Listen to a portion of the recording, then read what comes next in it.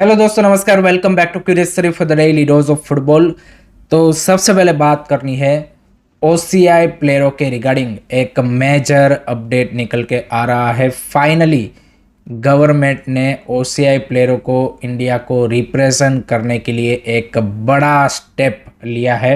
As per the Khel now report, sport ministry ने OCI प्लेयरों के लिए स्पोर्ट पासपोर्ट का जो प्रपोजल है वो PMO office and home ministry को सबमिट किया है। So this is a big step taken by the sport ministry to allow OCI players. अब पहला क्वेश्चन ये आता है कि भाई ये स्पोर्ट पासपोर्ट क्या होता है। तो ये एक स्पेशल पासपोर्ट होता है कि जिसमें कोई भी ओरिजिन या फिर ओसीआई कार्ड होल्डर इंडिया को स्पेसिफिक स्पोर्ट कैटेगरी में रिप्रेजेंट कर सकता है। उनको जो बाकी इंडियन सिटीजन है वो सारे राइट्स नहीं मिलेंगे, लेकिन स्पेसिफिकली स्पोर्ट में वो रिप्रेजेंट कर सकते हैं। एंड इस तरीके के स्पोर्ट पासपोर्ट में आपको जो जिस कंट्री में अभी आप हो एंड वहाँ की जो सिटीजनशिप है वो भी आपको गिव अप नहीं करनी पड़ेगी। तो ओसीआई प्लेयरों के लिए भी फिर इंडिया को रिप्रेजेंट करने का जो रास्ता है वो काफ़ी आसान हो जाता है। इसका मैं अगर आपको अभी करंट एग्जांपल दूं तो कतार is using a similar method और अ रूट। वहाँ पे स्पेसिफिकली स्पोर्ट पासपोर्ट नहीं है, बट वो उसी तरीके का रास्ता यूज़ करते हैं कि भाई जहाँ पे वो नेचुरलाइज्ड या फिर जो ओरिजिन प्लेयर्स है उनको इस तरीके का पासपोर्ट देते हैं एंड उसी के तौर पे वो यहाँ पे फिर कतार को रिप्रेजेंट करते हैं। जो इंडियन ओरिजिन तहसीन भी अभी वर्ल्ड कप में कतार को रिप्रेजेंट कर रहा है वो इसी तरीके के रास्ते के थ्रू कर रहा है। उसके पास भी वे कतार की परमानेंट सिटीजनशिप नहीं है। So this is a great way to allow OCI player to represent Indian national football team and इसमें भाई फिर टाइम भी ज़्यादा आपको नहीं लगेगा। तो एज पर द रिपोर्ट ये बताया जा रहा है कि भाई स्पोर्ट मिनिस्ट्री ने ये प्रपोजल वहाँ पे सेंड कर दिया है। अब PMO office and home ministry इसको देखेगा एंड उसके बाद जो यहाँ पे आगे का प्रोसीजर है वो होगा। तो डेफिनेटली इससे भाई यहाँ पे आंद्रे लक्ष्मीकांत हो गए या फिर यान धंधा हो गए या फिर ये जो बड़े बड़े आपके ओसीआई प्लेयर्स है कि जो अच्छी लीग में खेल रहे हैं वो भी भाई यहाँ पे फिर आई वुड से कि एलिजिबल हो जाएंगे या फिर वो भी चाहेंगे कि हाँ भाई इंडिया को रिप्रेजेंट करे। तो that's good news. Now the second part is कि भाई कब तक होगा, क्या है इसका चैलेंजेस। तो देखिए कब तक होगा तो उसमें मे बी 6 to 8 मंथ और मे बी 1 ईयर अभी भी लग सकता है पूरा जो लीगल प्रोसीजर है उसको कंप्लीट करने में। लेकिन गवर्नमेंट की ओर से एक विल दिख रहा है। So I think they will take the steps quickly.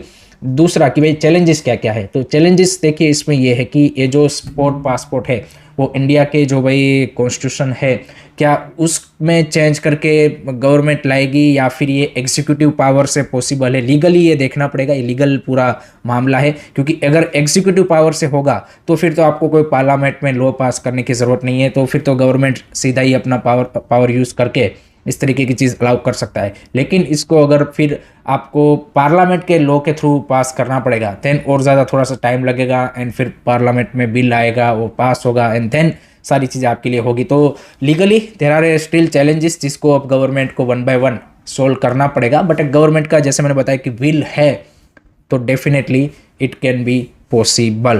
तो this is a great news and I think this is the biggest news till now. पिछले 20-25 सालों से ओसीआई प्लेयरों की बात चल रही है एंड उसमें आप बोल सकते हैं कि गवर्नमेंट की ओर से ये सबसे बड़ा कदम यहाँ पे लिया गया है to make it reality. So I think that's good to know and let hope so कि यहाँ पे विथ इन नेक्स्ट 1 ईयर ये चीज़ रियलिटी बने and then we can hope for 2030 और 2034 FIFA world Cup because with all OCI squad and with a good coaching staff I think there is a very good chance to make it FIFA World Cup dream a reality। So आपका क्या thought है, आपके क्या opinion है, comment section में ज़रूर बताइए। अब let's move on to that FIFA world Cup and वहाँ पे अगर हम बात करें तो भाई धमाकेदार मैचेस फीफा वर्ल्ड कप में हमें एक के बाद एक देखने को मिल रहे हैं।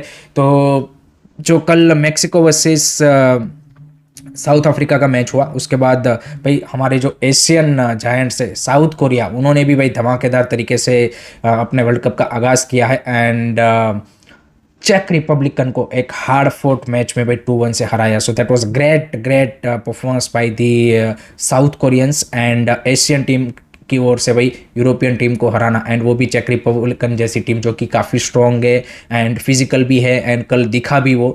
तो I think from that perspective south Korea ने भाई ज़बरदस्त परफॉर्मेंस पुटअप की। It was not a easy match. अब देखिए चेक रिपब्लिकन ने भाई पहले 1-0 की लीड ले ली थी, देन साउथ कोरिया ने कमबैक मारा। सेकंड हाफ में अगेन वो यहाँ पे चेक ने गोल स्कोर किया जो कि यहाँ पे लकीली ऑफसाइड हुआ, एंड उसके बाद फिर कोरिया ने यहाँ पे विनर गोल मारा। So great result, great 3 point, and I think this is a crucial 3 point for South Korea to go into the knockout round. So I think great start for the Asian team, and let hope कि भाई south Korea इस momentum को, इस form को आगे भी carry forward करे। उसके बाद नेक्स्ट मैच था, वो था भाई यहाँ पे फीफा वर्ल्ड कप के वन ऑफ द को होस्ट कनाडा का अगेंस्ट दी बोस्निया, एंड वहाँ पे भाई कनाडा को लेरिन ने भाई जो सुपर सब के तौर पे सेकंड हाफ में आए, उन्होंने भाई उनको एक होम डिफीट से बचा लिया, and the match ended in a 1-1 draw. By the way, this is the first point for Canada in FIFA World Cup history. So उस point of view से that was the great moment for them. But I think जिस तरीके से पूरा match खेला गया, intensity from both the team was great. And Bosnia भाई यहाँ पे इटली को वर्ल्ड कप क्वालिफायर्स में हरा के वर्ल्ड कप क्वालिफाई किए थे, तो it was not a easy team to beat.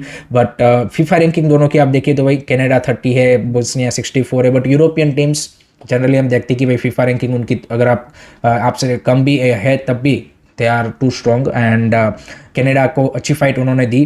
Canada के भी कुछ अच्छे चांसेस बने थे यहाँ पे, एंड इवन बोस्निया के भी एक दो बढ़िया चांसेस थे, बट दोनों के लिए अनफॉर्चुनेट ये रहा कि वो फिनिश नहीं हुए, तो match ended up in a 1-1 draw. तो भाई को होस्ट कनाडा ने अपने वर्ल्ड कप कैंपेन की शुरुआत की है विथ अ ड्रॉ।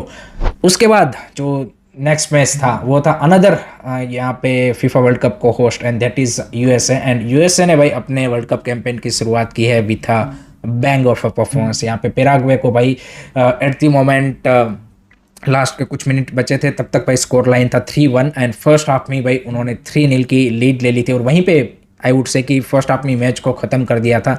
जिस इंटेंसिटी के साथ यूएसए ने इस मैच को स्टार्ट किया था, it was really great to see, and Christian Pulisic, Sergino Dest, Florian Balogun, and उन सब ने भाई ज़बरदस्त परफॉर्मेंस पुटअप की है। मज़ा आ गया देख के, एंड धड़ाधड़ भाई गोल मार रहे थे, and I am surprised by the Pochettino's team to be honest. मैंने मतलब इतना ज़्यादा वो क्या बोलते कि वो बढ़िया खेलेंगे वो एक्सपेक्ट नहीं किया था, but they started on a very well note. No doubt सामने पैराग्वे थी, तो जब बाकी टीमों के साथ, मोर स्ट्रॉन्गर टीमों के साथ वो यहाँ पे खेलेंगे तब देखना होगा कि कैसी परफॉर्मेंस पुटअप करते हैं। But great start for the USA in the world cup campaign, and stadium भी भाई फुल हाउस था, तो atmosphere was also great, and that was a great match to watch. तो भाई यहाँ पे दो जो को होस्ट है, मैक्सिको एंड यूएसए, उन्होंने भाई विनिंग नोट के साथ कैंपेन की शुरुआत की है, जबकि कनाडा ने ड्रॉ के साथ किया है। So that is the whole FIFA world cup matches update.